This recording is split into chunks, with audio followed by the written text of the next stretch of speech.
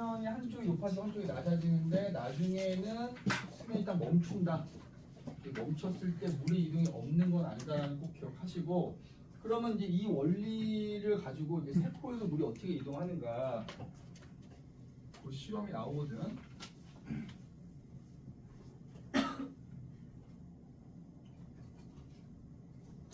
자, 동물 세포랑 식물 세포를 가지고 이제 실험을 해보는 거야.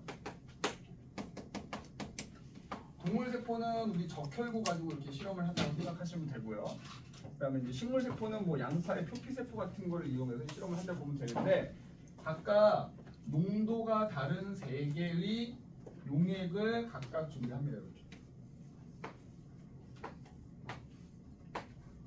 식물 세포도 마찬가지야. 농도가 다른 이렇게 세 개의 용액을 준비하는 거야. 자, 참고로 세포도 당연히 주성분이 물일 거 아니야. 그래서 세포도 농도가 있어. 우리 몸도 전체가 농도가 있어. 참고로 우리 몸의 농도가 얼마야? 혹시 뭐 렌즈를 끼거나 안경 낀 그 식염수 알지? 식염수. 근데 이 식염수 살짝 찍어서 맛을 보면 어때? 짭짤해요. 짜. 농도가 살짝 있거든. 0.9% 정도 되거든. 식염수의 농도가. 그 식염수의 농도가 우리 몸의 농도랑 똑같아. 세포의 농도랑 똑같은 애라고 생각하면 돼. 실제로 이렇게 수술 같은 거 할 때 식염수 막 집어넣으면서 수술하려고 하거든. 농도를 유지하려고. 그럼 예를 들어서 이제 여기다가 농도가 다른 용액 세 종류의 용액을 이렇게 준비를 하는데, 자 예를 들어서 가운데다가 식염수를 딱 이렇게 준비를 한 거야. 참고로 식염수는 우리 몸의 농도, 세포의 농도랑 똑같기 때문에 얘를 다른 말로 뭐라 부르냐면 등장액이라고 불러. 등장액. 등 같다란 얘기잖아. 등장액. 그래서 시험에 등장액이라고 나올 수도 있고요, 식염수라고 나올 수도 있는데 식염수라고 나오면 등장액이라고 생각하면 되는 거야.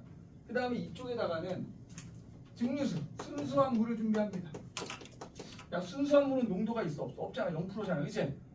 그래서 이 물은 농도로 따지면 우리 몸의 농도보다 낮겠지. 그치? 그래서 이 증류수와 같은 애들 뭐라 부르냐면 저장액이라고 불러. 저장액. 그 다음에 통상적으로 이제 소금물 5%뭐 이렇게 나오거든. 당연히 소금물의 농도가 5%니까 우리 몸은 소금물로 따지면 0.9% 거란 말이야. 그치? 그거보다 농도가 높잖아. 고장액이라고 합니다. 혜연아, 지나자.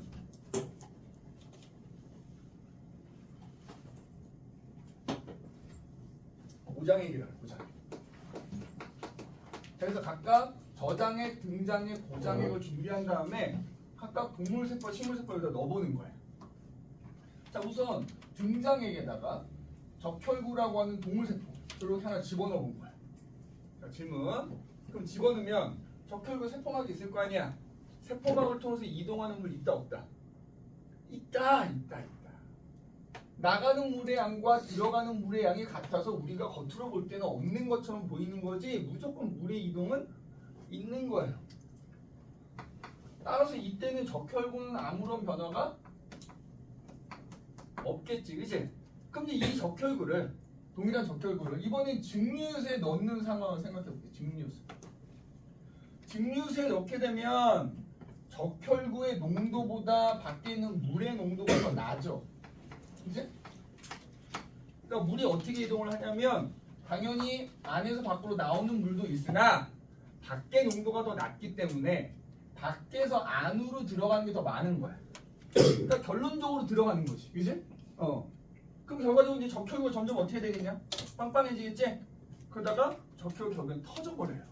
터지면서 마치 뭐가 이렇게 뿜어져 나오는 것처럼 이렇게 뿜어져 나오거든. 이걸 뭐라고 하냐면 이렇게 적혈구가 터져서 뭔가 뿜어져 나오는 것을 용혈 현상이다. 용혈 현상이 일어난다. 이렇게. 적혈구를 증류수에다 집어넣게 되면 용혈 현상이 일어난다. 이렇게 얘기합니다. 그 다음에 고장액이라는 건 어떻게 되느냐? 자, 고장액이니까 당연히 용액의 농도가 적혈구의 농도보다 더 높은 거예요. 그치? 그럼 어떻게 이동해 물이? 들어가는 물도 있으나 나오는 물의 양이 훨씬 더 많은 상황이 되는 거예요. 그래서 그냥 합치면 결국 나오는 것처럼 보이는 거예요. 나오는 것처럼. 그러면 적혈구에 있던 수분이 빠져나가는 거예요, 결과적으로. 그러니까 적혈구가 크게 쪼그라들어요. 쪼그라들면서 약간 쭈글쭈글해집니다. 접촉을 해줍니다. 이제 이런 현상이 나타나. 그래서 니네 이 결과만 보고도 내가 이 세포를 어디다 집어넣은 건지 파악할 수 있어야 돼. 아무 변화가 없으면 등장액에다 집어넣은 거고, 뭔가 터졌어. 그럼 저장액에다 넣은 거고요. 쪼글쪼글해졌어. 그러면 고장액에다 집어넣은 거고 이렇게 됩니다. 자, 이번엔 식물 세포를 집어넣는다고 해봅시다. 근데 우리 지난번에 세포 구조 했지만 식물 세포랑 동물 세포의 가장 결정적인 차이는 세포 벽이 있다는 거. 벽. 그럼 자 이제 똑같이 여기 증류수, 식염수, 소금물 이렇게 있는 거. 여기다가 자 처음에 등장액에다 이렇게 넣어. 지난번에 이제 세포 벽하고 세포 막은 사실 붙어 있거든. 이 상태에서 늡니다. 그럼 또 식물 세포는 그때 뭐가 있다 그랬냐면 액포라는 게 있다고 그랬거든. 그래서 액포에 노폐물도 저장을 하고 수분을 저장하면서 세포의 농도를 조절하는 게 액포다 이런 얘기 했었잖아. 액포가 이렇게 있다. 그러면 이때 같은 경우에는 어떻게 돼? 나가는 물 있고 들어오는 물 있는데 그게 서로 어떻다? 같다. 같아서 외관상 마찬가지로 아무런 변화가 없는 걸로 보인다. 변화가 없는 걸로 보인다. 이제 변화가 없는 걸로. 그 다음에 식물 세포를 증류수 저장액에다 넣었어.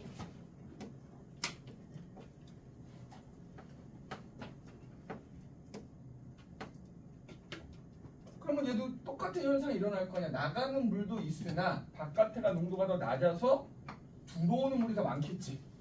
자, 들어오는 물이 많아지면 세포 안에 물이 점점 많아질 거 아니야. 근데 그 물은 어디에 저장되냐고. 식물 세포는 액포에 저장되는 거야. 그러니까 액포의 크기가 등장액에 넣었을 때에 비해서 크기가 매우 커져요. 매우 커져. 거기에 수분이 저장되니까 거기에 아까 적혀서 어떻게 된다고 했어? 물이 점점 많아지면 점점점 커지다 뻥 터진다 그랬잖아. 그런데 식물 세포는 벽이 있는 거잖아. 벽. 그러니까 얘가 빵빵해져요. 빵빵해져. 빵빵해져. 근데 터지진 않는 거야. 그 벽이 있기 때문에. 그래서 이걸 뭐라고 부르냐? 팽윤현상이라고 불러. 팽윤현상. 팽윤현상이라고 부르고. 그래서 이때 액포가 어떻게 된다? 액포가 커지더라. 등장액에 넣었을 때에 비해서 정상적인 상황에 비해서 액포가 커지게 된다 이 말이야. 그 다음에 이번에는 고장액에다 집어넣어.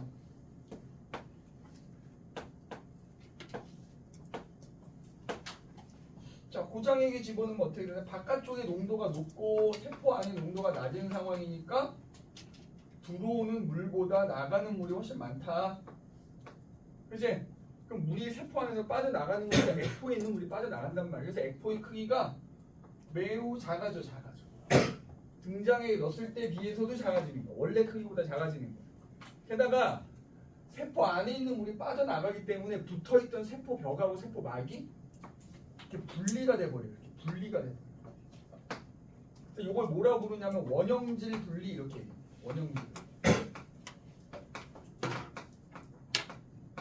원형질 분리라고 하고 이때는 액포는 어떻게 된다? 근데 액포의 크기 물어보는 것도 많이 나오기 때문에 이것도 꼭 기억해야 돼. 등장액일 때는 그냥 원래 액포 크기 그대로인데 그거에 비해서 저장액은 액포가 커지게 되고 얘는 액포가 작아지게 된다. 이제 작아지게 된다. 그래서 이렇게 삼투현상에 의해서 물이 이동하는 거, 그죠? 물은 항상 양쪽으로 이동하는 거다. 다만 이제 농도에 따라서 한쪽으로 이동하는 게 더 많으면 외관상 그 방향으로 이동하는 것처럼 보이는 거다. 이렇게 생각하시면 되고요. 항상 이렇게 실험 문제는 시험에 아주 잘 나와. 이제 물론 우리가 이제 공부하는 시험 범위 안에서 여러 실험들이 나오기 때문에 꼭 얘가 나온다는 할 수 없지만 기본적으로 실험 문제는 모의고사에도 잘 나오고 잘 나옵니다. 그래서 이제 특히나 서술형으로 내기 되게 좋지 않냐? 예를 들어서 식물 세포를 저장액에 넣었을 때 어떤 변화가 일어나는지 수시로 나올 수 있는 거잖아. 물론 서술형이 학교 시험에 안 나오면 상관은 없다만, 그지? 근데 항상 하는 얘기가 있어야 돼. 서술형도 할 줄 알아야 객관식도 푸는 거야. 어차피 객관식은 거기서 내가 고르는 것 뿐이잖아. 서술형은 내가 아는 내용을 쓰는 것 뿐이고, 이제 똑같다라고 생각하시면 되고요. 그래서 요거 삼투현상에서 나오는 실험 얘기고 잘 기억을 해 두시기 바란다. 그 다음에 그 밑에 보면 그럼 이런 삼투현상이 어디에 이용되느냐?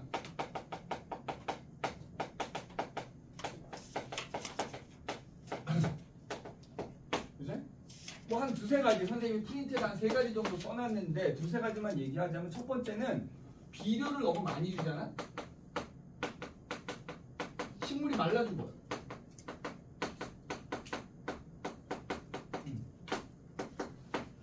왜 그러겠어? 자 여기 보면은 식물 뿌리가 이렇게 있어. 식물은 뿌리를 통해서 물을 흡수하잖아. 그럼 물이 뿌리로 들어가려면 이때가 상투 현상에서 흡수한단 말이야. 그러면 흙 속의 농도가 뿌리 안의 농도보다 낮아야 물이 이렇게 이동할 거 아니야, 그치? 근데 만약에 니네가 비료를 너무 많이 주잖아? 그 비료를 너무 많이 줘서 흙 속의 농도가 오히려 뿌리 안보다 농도가 높아져 버리면 어떻게 돼? 뿌리 속에 있는 물이 빠져나가게 되는 거지? 뿌리가 말라 죽는 거야. 그치? 비료 너무 많이 주면 안 된다는 거야. 그치? 좋은 일도 과하면 독이 된다 이 말이야. 그치? 그 다음에 같은 원리로 그런 게 있어. 우리 이제 요즘에는 뭐 선생님도 마찬가지야. 뭐 선생님이 할 일은 없었다만 김장이라는 건 잘 안 하죠. 보통 사 먹잖아 김치. 근데 이제 공장 같은 데서도 어쨌든 김장을 할 거 아니야. 팔으려면 배춧잎에다가 소금을 막 뿌려놔. 이게 배춧잎 보면은 마트 같은 데 가서 배추잎 단단하잖아. 근데 거기다 소금을 뿌려놔. 그 단단한 이유가 뭔지 알아? 그 안에 수분이 꽉 차 있어서 단단한 거야. 근데 거기다 소금을 뿌리면 배춧잎의 바깥쪽이 농도가 높아지니까 어떻게 돼? 배춧잎 안에 있던 수분이 밖으로 빠져나가면서 배춧잎이 흐물흐물해지는 거야. 숨이 죽는다 이렇게 표현한다. 김장할 때 소금 뿌리는 거. 김장할 때 배추에 배추를 보통 이제 소금에 절인다 이렇게 표현하거든. 그지? 배추를 소금에 절이는 거. 이것도 상투 현상 이용한 거라고 볼 수 있고, 그 다음에 이거의 반대라고 생각하면 돼요. 내가 예를 들어 집에서 화분을 하나, 예쁜 꽃을 하나 키우는데 내가 좀 시들었어. 그래서 이거 좀 어떻게 돼? 싱싱하게 하려고 둥글게 물을 축축축 뿌려주지? 그 뭐야? 그 상투 현상에 의해서 물이 식물 안으로 들어가게 만들어주는 거야. 그럼 다시 어떻게 돼? 탱탱해지면서 이렇게 쫙 이렇게 시들었던 애들이 쫙 이렇게 다시 이렇게 일어서지. 그지? 식물이 시들면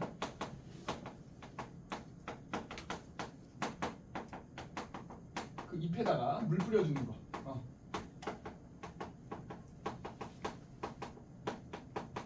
이런 것들이 다 상투 현상을 이용한 예시라고 볼 수 있고요. 뭐 이거 말고 더 있을 수 있어. 아마 선생님 프린트에 3개만 써놨을 텐데 나머지는 공부하다가 나오면 그때 하나씩 추가로 외우는 걸로 하도록 합시다. 그래서 우리 상투 현상까지 살펴봤고, 참고로 오늘 우리 테스트 안 본 거 알죠? 다음 주쯤에는 아마 테스트 한번 볼 것 같아요. 생명 파트 내가 오늘 숙제로 내줄 거라서 생명 파트 테스트 좀 볼 건데, 원래 오늘 보려고 했던 물리 시험지가 있어. 내가 지금 다른 반이 다 왔어. 너희만 지금 안 본 건데, 니네가 이제 한 주 늦게 시작한 것도 있고, 그거를 언젠가는 볼 겁니다. 근데 그게 지금 지난주에 봤더니 평균이 어마어마하더라고. 50점 되는 것 같아. 그지? 50점도 채 안 되는 거야. 잘 본 애들도 잘 봤는데 못 본 애들은 거의 이 중간이 없고 그냥 꼭대기 몇 명 있고 나머지 다 밑에 있어가지고 평균이 되게 낮거든. 그거는 일단은 안 보는데 다음 주 생명 파트랑 생명 파트의 물리 문제도 한두 문제 섞을 거기는 하거든.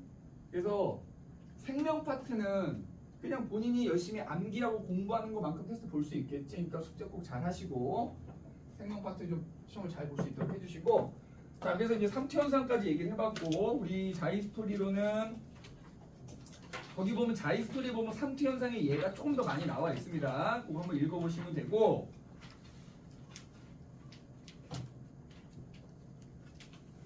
그거 있다. 이게 자이 스토리에 있는 건데 하는 김에 요거 얘기 하나 없어. 니네 이거랑 비슷한 얘기인데 자이 스토리에 보면 이런 실험이 하나 나오거든. 소금물에다가 달걀이지, 달걀이면 겉부분이 단단한 껍질 있잖아. 껍질만 싹 없앨 수 있어. 그럼 뭐만 남아? 막만 남아요, 그지? 그럼 그 세포 막이니까 약간 반투과성 막이잖아. 그렇게 만든 다음에 달걀 하나를 소금물 뭐 한 5% 10%라고 해볼게. 여기다 넣는 거야. 그럼 어떻게 돼? 고장액이 넣은 상황이 되는 거잖아. 맞지? 아니면 얘를 아예 증류수에 넣었다고 해볼까? 증류수. 자, 여기다 증류수에 넣었다. 딴 건 아니고. 그럼 증류수에 넣으면 이제 저장액에 넣는 게 되는 거잖아. 그지? 그럼 저장액에 넣으면 어떻게 된다고?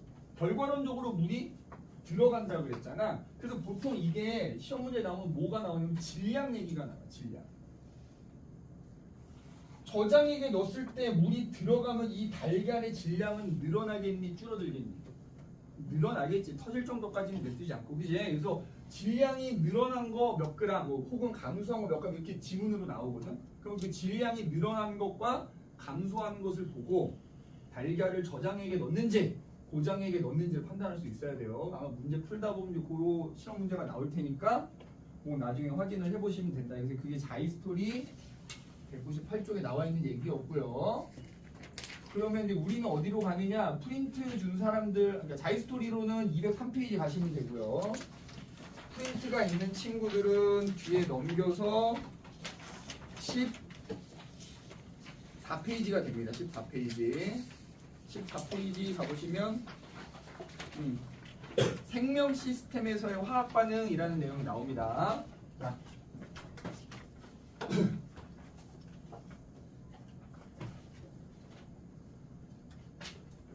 생명 시스템에서의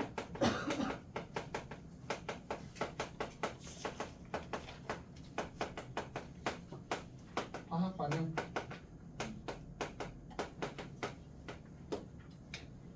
이렇게 나오는데, 응? 근데 이 생명 시스템이 있잖아. 하나의 세포도 그 자체가 생명 시스템이라고 할 수 있고요. 그 세포들이 무수히 많은 세포들이 모여서 만들어진 뭐 한 명의 사람 개체도 그 개체 전체도 하나의 생명 시스템이라고 할 수 있어. 그러니까 단순히 문제에서 세포 하나만 나왔다고 해서 얘는 생명 시스템이 아니다라고 하면 안 된다는 거야. 그냥 단 하나의 세포도 생명 시스템이라고 볼 수 있고 그 세포들로 이루어진 개체도 생명 시스템이라고 할 수 있는데 그 안에서 끊임없이 뭐가 일어나? 화학 반응이 일어나고 있대. 자, 지금 내가 이렇게 떠들 수 있는 것도 좀 이따 나오겠지만 내 몸에서 지금 끊임없이 화학 반응이 일어나면서 에너지를 만들어내주기 때문이야.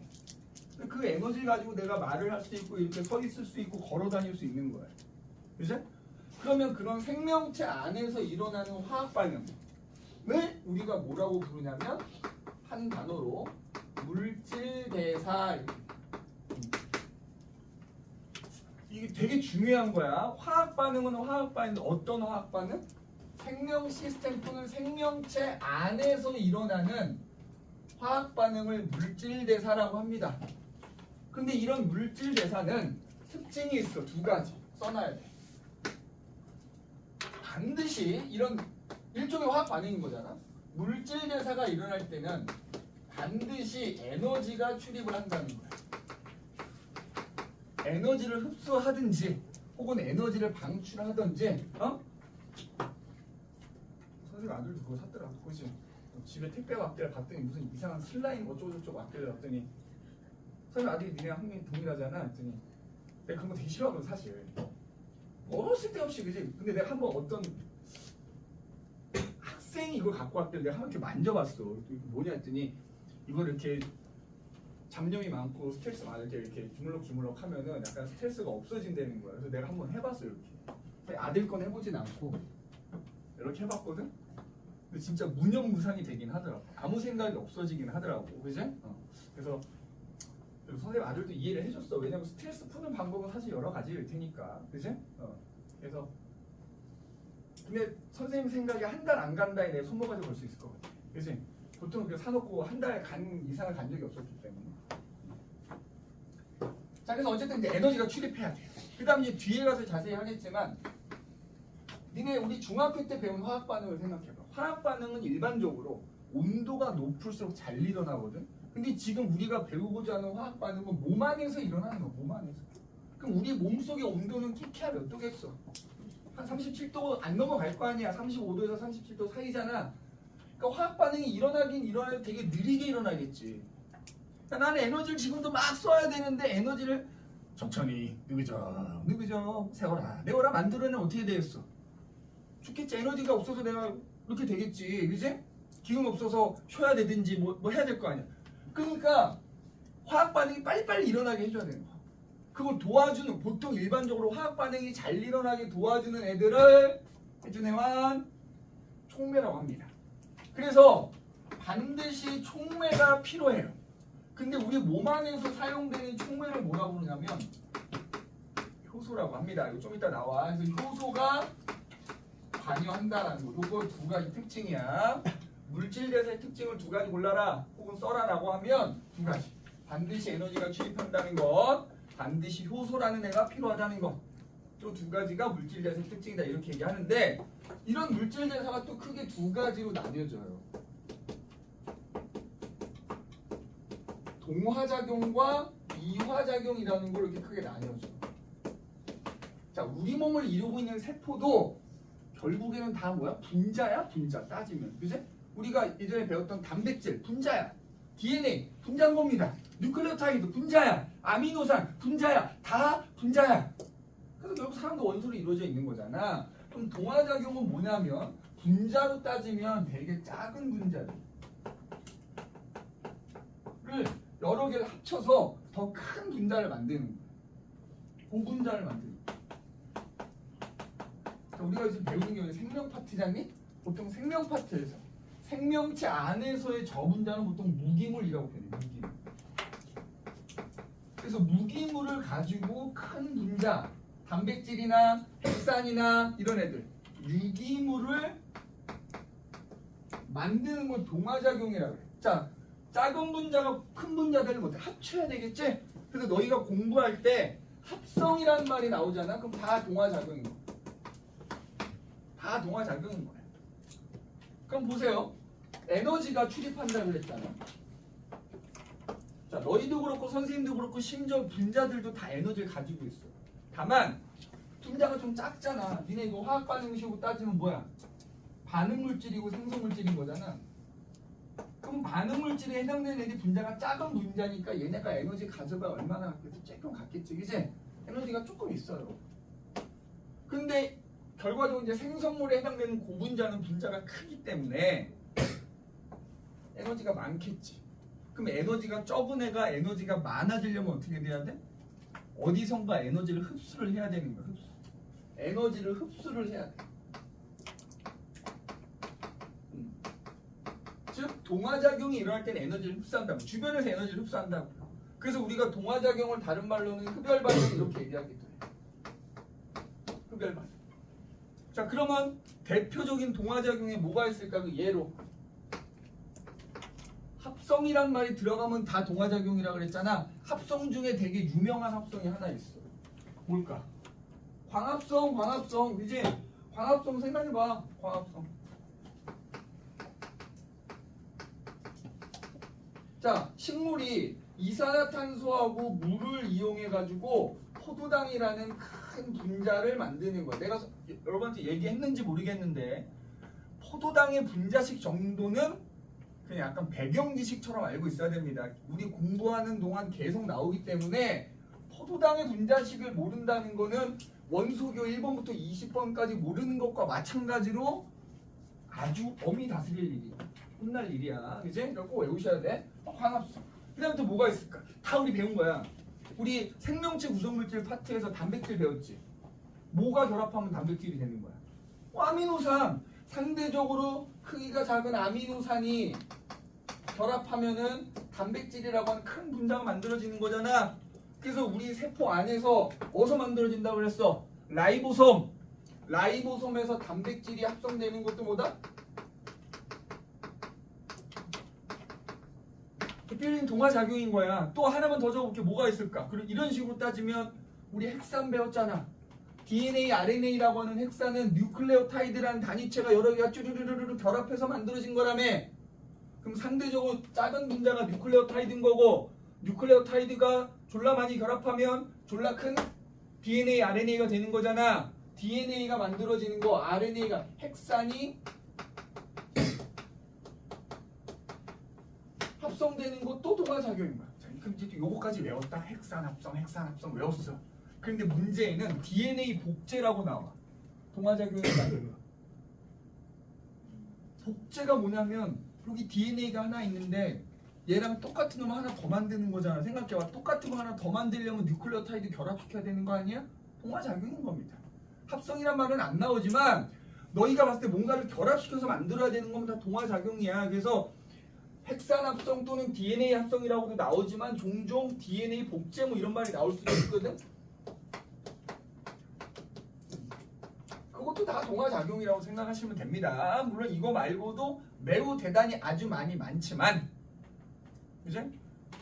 많지만 뭐 ATP 합성 뭐 이런 것도 다 마찬가지긴 한데, 반대로 이화작용은 뭐냐? 반대야 반대. 굉장히 큰 분자를 부셔가지고 작은 분자가 남은 거야. 합성의 반대니까 뭐겠냐 따지면 분해지 분해. 굉장히 큰 분자를 쪼개는 겁니다. 그래서 분해라는 말이 나오거나 혹은 직접적으로 분해라는 말이 안 나와도 얘가 보니까 쪼개지는 거야. 그럼 그거 무조건 뭐다? 이화작용인 거야. 이화작용. 그죠? 혜준아 오늘 컨디션 좋다며. 어? 컨디션 좋다며.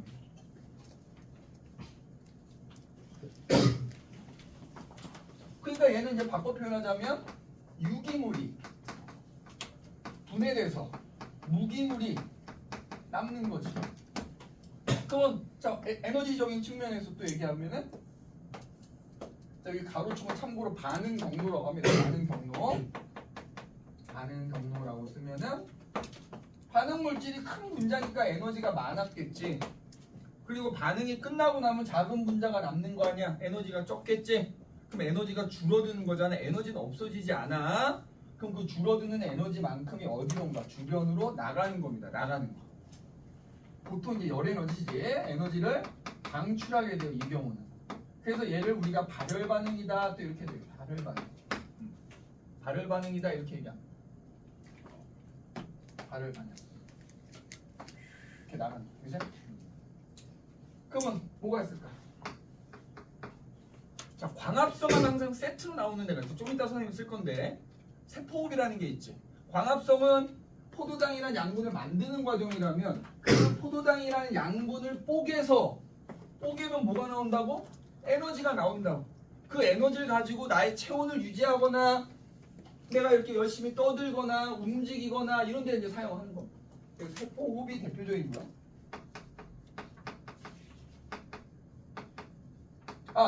광합성에서 아까 봐봐. 이산화탄소와 물이 포도당 된다고 그랬잖아. 그래서 뭘 흡수해야 돼? 빛에너지를 흡수하는 거지. 그치? 빛에너지를 요 원리인 겁니다. 광합성 나오면 세포흡 나오면 또 하나 뭐가 있을까? 화학적 소화라는 게 있다. 내가 음식을 먹었어. 음식에는 뭐가 들어있어? 단백질이 들어있어. 예를 들어서. 그럼 그 단백질을 흡수하려고 했더니 크기가 너무 큰 거야. 그러니까 몸 안에서 단백질이 이른바 소화 과정을 거치면서 아미노산으로 부서지죠. 맞지? 아미노산으로 부서지지. 그 우리가 이제 흔히 소화라고 하는 화학적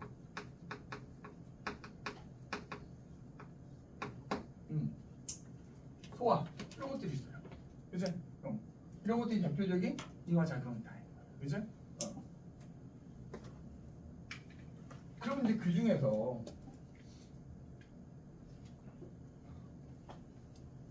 자, 이 세포호흡 있잖아요. 세포호흡은 일단 방금 우리 지금 여기 얘기한 동화작용, 이화작용 다 우리 몸 안에서 세포 안에서 일어나는 일이잖아.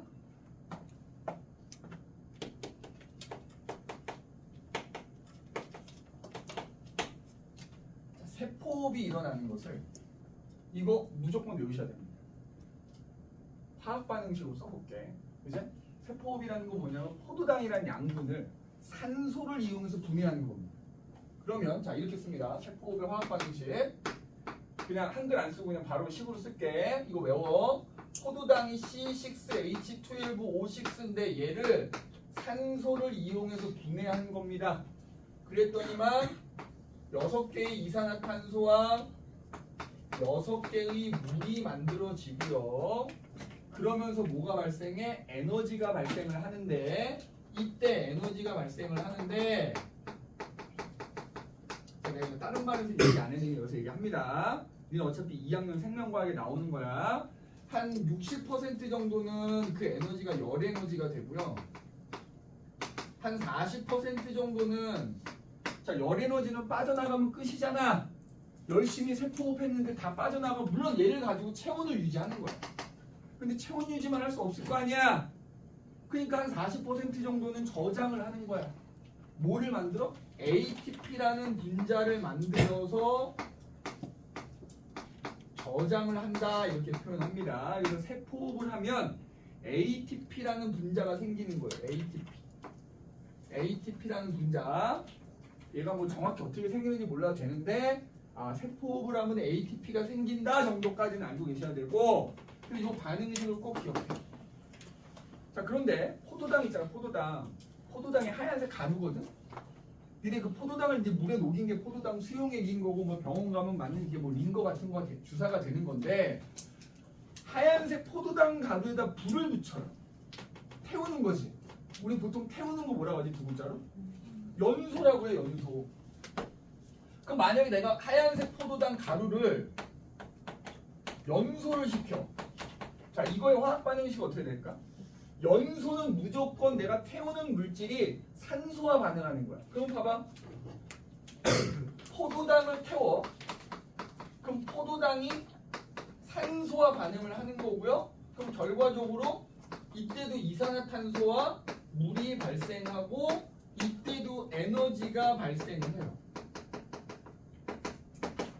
그러면 결과적으로 화학 반응식만 놓고 보면 우리 몸 안에서 일어나는 세포호흡이라는 것과 얘는 따지면 몸 밖에서 일어나는 거죠. 맞아? 몸 밖에서 일어나는 이른바 연소라고 하는 게 뭐는 동일하다? 화학 반응식은 동일하다는 거 동일하다. 자 여기서 이제 실수 많이 하는 거 하나 얘기해 볼게. 그럼 이제 이렇게 보기에 이렇게 써 있어. 두 개 반응식이 써 있는 다음에 보기에 이런 말이 나와. 포도당의 연소는 이화작용이다. 맞는 말이야? 틀린 말이야? 맞는 말이야? 틀린 말이야? 맞는 말? 맞는 말? 맞는 말? 자, 조심해야 돼. 틀린 말이에요. 자, 우리가 동화냐 이화냐는 요게 핵심이라니까. 생명체 안에서 일어나는 화학 반응을 물질대사 동화작용, 이화작용이라고 하는 거야. 니네 세포호흡은 이화작용이 맞죠? 그죠? 그런데 화학 반응식이 동일하다고 해서 포도당이 연소되는 걸 이화작용이라고 하면 절대로 안 됩니다. 이화작용 아니야. 이거 진짜 내가 항상 시험 볼 때마다 항상 이 부분이 시험 범위일 때마다 수백 번 얘기하거든. 근데 여기 지금 우리 오늘 뭐 못 온 친구들도 있지만 28명, 9명 되잖아. 분명 이 중에 한두 명 틀릴 겁니다. 그 정도로 진짜 실수를 많이 하는. 이거 꼭 연소는 이화작용이 아니야. 알겠지? 왜냐면 몸 밖에서 일어나는 건 절대로 이화작용이라고 하면 안 돼. 그게 부서지더라도. 알겠지? 그런데 어쨌든 반응식만 놓고 보면 똑같잖아. 근데 어떤 차이가 있느냐? 포도당의 세포호흡하고 포도당의 연소가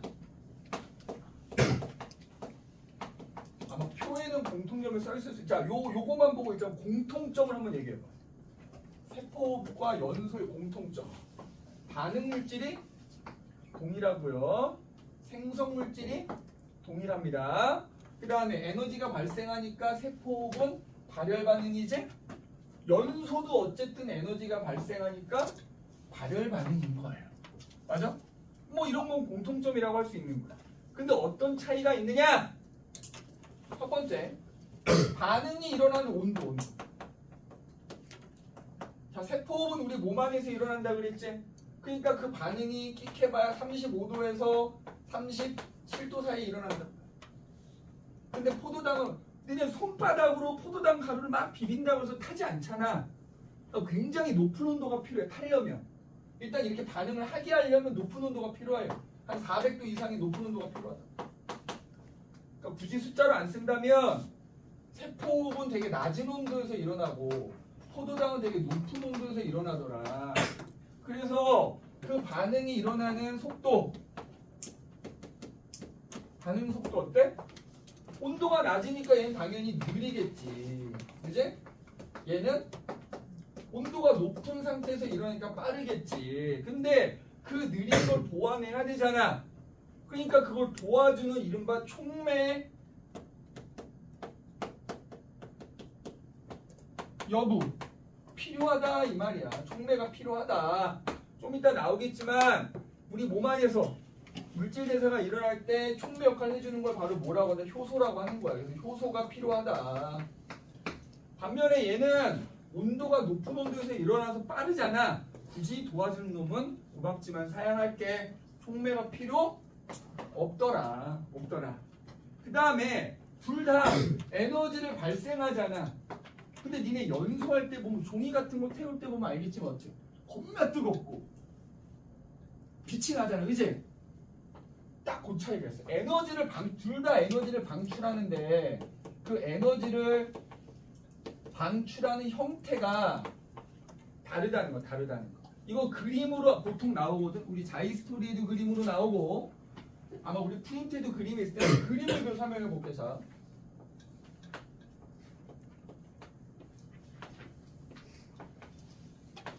여기서 요 높이만큼 총 에너지를 방출하는 거라고 생각을 해봐. 그럼 뭐 예를 들어서 같은 양의 포도당을 가지고 세포호흡을 할 때와 연소를 할 때를 생각해 본다면 연소는 그림으로 표현하면 이런 식이 돼.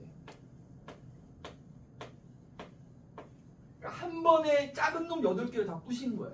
그러니까 한 번에 에너지가 방출된다는 거야. 에너지를 그때 만들어진 에너지를 한꺼번에 방출한다는 거야. 그래서 한꺼번에 방출을 하기 때문에 굉장히 뜨거운 열과 빛이 발생하는 게 바로 그것 때문인 거야. 그런데 같은 양의 포도당을 가지고 세포호흡을 한다고 해보자. 혜준아, 있나? 정신 차려.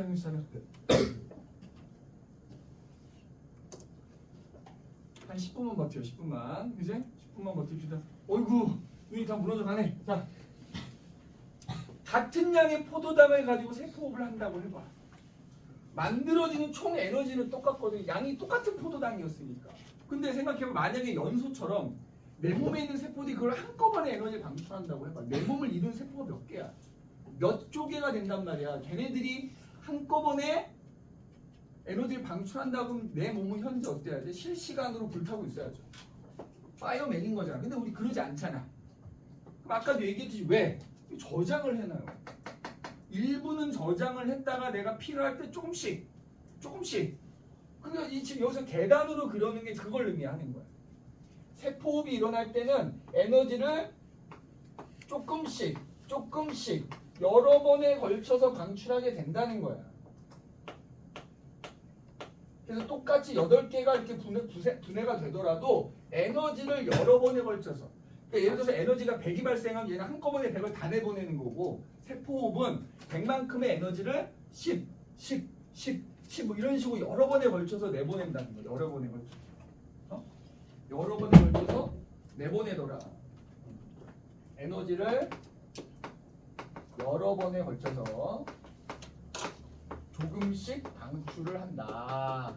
이제 이런 차이가 있다라는 게 거기에 나와 있을 겁니다. 자, 그 다음에 좀 넘겨보시면, 자, 이게 중요한 건데, 세포호흡과 같은 물질 대사가 일어날 때는 반드시 도움을 주는 녀석이 필요하더라. 그걸 우리가 바로 뭐라고 하냐? 촉매.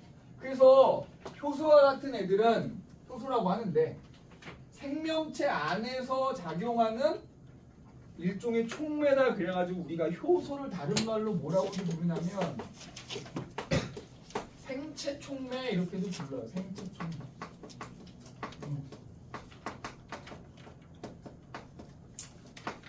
생체 촉매라고 불러. 일종의 촉매다. 원래 이제 촉매도 보통 정촉매, 부촉매가 있어요. 근데 적어도 너희가 공부하는 동안에 나오는 촉매는 부촉매는 거의 안 나오고 다 정촉매, 그냥 다 반응 속도를 빠르게만 해주는 역할을 한다라고 생각하시면 돼요. 자, 일단 효소라는 놈 특징을 좀 얘기해 볼게. 주성분이 뭐다? 단백질이야, 단백질. 효소는 단백질입니다. 그치? 그러면 단백질이기 때문에 뭘 가지고, 우리 아미노산이 결합해서 단백질이 될 때 아미노산이 몇 개가 어떤 애들이 어떤 순서로 결합하느냐에 따라서 그 단백질의 입체 구조가 달라진다라고 얘기했잖아. 똑같아. 얘도 단백질로 이루어져 있잖아. 그러니까 효소대로 뭐야? 어떤 고유한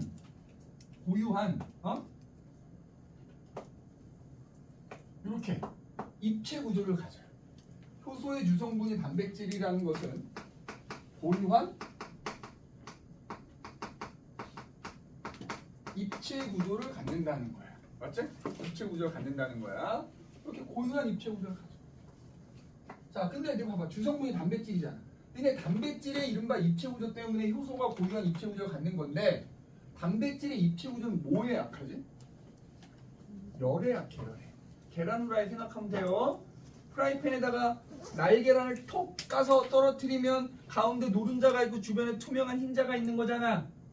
근데 내가 인덕션에 물을 켜거나 가스레인지에 물을 켜면 온도가 올라가면서 흰자 부분이 하얗게 변해버리지. 왜 하얗게 변한 거냐면 그 투명한 흰자에 있던 단백질의 입체 구조가 달라진 거야. 그래서 하얗게 변한 거야. 근데 단백질은 입체 구조가 변하면, 조금만 참아, 변하면 그 기능을 잃게 돼요. 효소도 그 마찬가지야. 결국 단백질로 이루어진 효소이기 때문에 그 입체 구조가 망가지면 효소로서의 기능도 잃어버리는 거야. 근데 그 입체 구조가 뭐에 약하다고?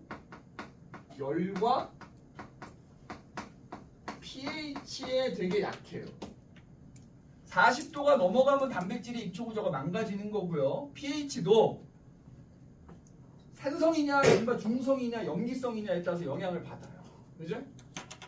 그럼 일단 효소가 이렇게 주성분이 단백질에서 고유한 입체 구조를 가져. 그럼 도대체 효소가 어떻게 도와주느냐? 자, 예를 들어서 여기에 반응 물질이 이렇게 있다고 해요. 반응 물질. 자, 내가 얘네 두 개를 결합시켜서 큰 녀석을 만들려고. 큰 녀석. 이런 애를 이렇게 만들려고 한다 이거죠. 그럼 이거 무슨 작용이 일어나야 되는 거야? 작은 놈 두 개를 합쳐서 큰 놈을 만드는 거니까 무슨 작용이 일어나야 돼? 동화작용이 일어나야 되는 거잖아. 그럼 동화작용이 일어나려면 이 중간에 효소가 필요한 거야. 그럼 어떻게 되느냐? 반응물에 해당되는 얘네가 여기 효소가 이렇게 있어. 여기다 이렇게 효소가 이런 식으로 있는 거야. 얘가 효소야. 그 효소에 요 반응물에 해당돼. 우리가 참고로 요 반응물을 다른 말로 뭐라고 표현하냐면 기질이라고 표현해. 기질. 반응물을 다른 말로 뭐라고 한다? 기질이라. 그럼 거기에 잘 보세요. 가운데 효소가 있으면 그 효소에 이 기질들이 이렇게 결합하는 거예요. 이렇게 결합을 해. 자, 여기 효소에 기질이 결합되어 있잖아. 그럼 효소의 기질이 결합된 이 전체를 뭐라고 부르냐? 효소, 기질, 복합체 이렇게 불러. 이렇게 효소, 기질, 복합체가 만들어진 상태에서 이제 얘네들이 합쳐지는 거야.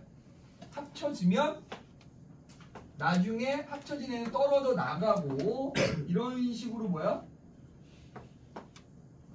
효소가 이렇게 남아있게 되는 거야. 자, 이 그림을 이해하시면 효소의 특징을 이해하는 거야. 자, 그럼 여기 이제 봐봐. 지금 여기 색깔로 좀 구분합시다. 여기 효소잖아. 여기 효소잖아 지금. 내가 지금 기질을 하얀색으로 그렸으니까 여기 효소야. 얘가 지금 효소야. 자, 우리 몸 안에는 되게 다양한 종류의 효소가 존재를 하거든요. 그 이유가 이제 나오는데, 효소의 주성분이 단백질이어서 효소마다도 뭐야? 입체 구조가 다른 거야. 자, 예를 들어서 어떤 효소가 요걸 결합부위라고 하는데, 봐봐. 야, 요거만 하고 시작. 연두색 효소가 있어 지금. 근데 어떤 효소는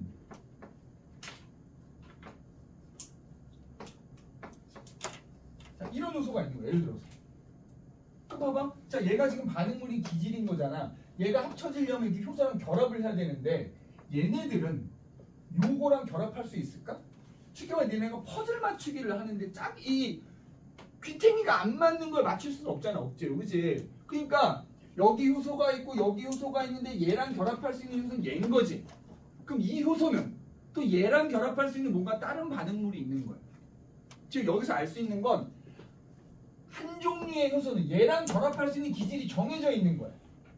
그래서 이걸 우리가 뭐라고 하냐면 효소의 기질 특이성이라고 불러요. 기질 특이성.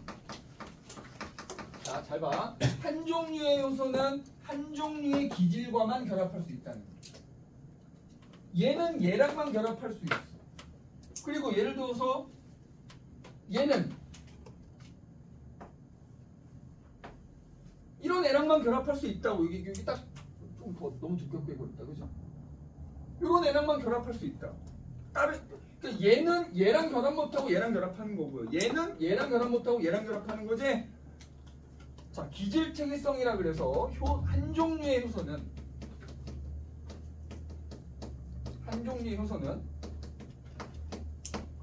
한 종류의 기질과만 결합한다.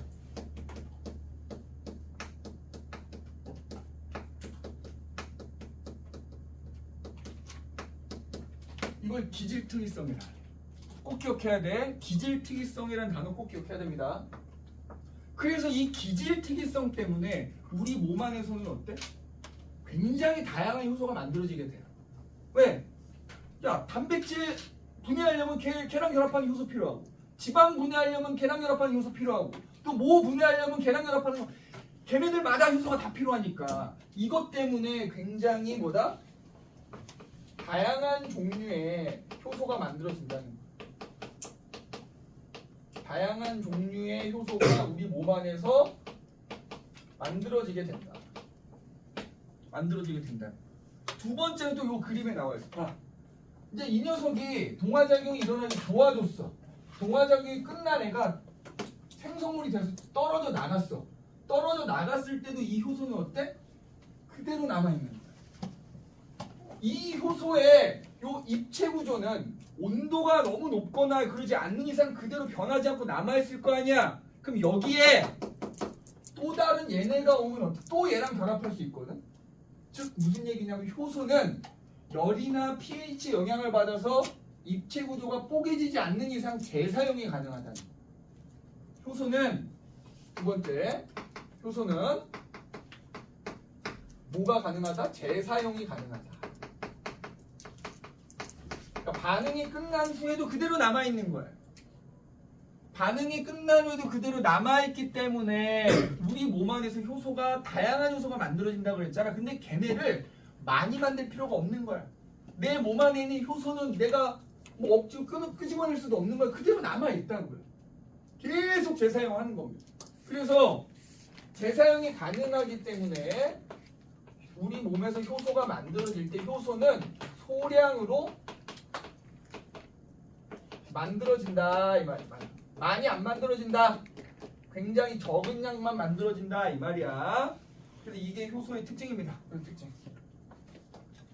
기질 특이성 때문에 다양한 효소가 만들어져야 돼. 그러나 재사용이 가능하기 때문에 양은 좀 적어도 되겠다. 적게 만들어진다. 이제 이거란 말.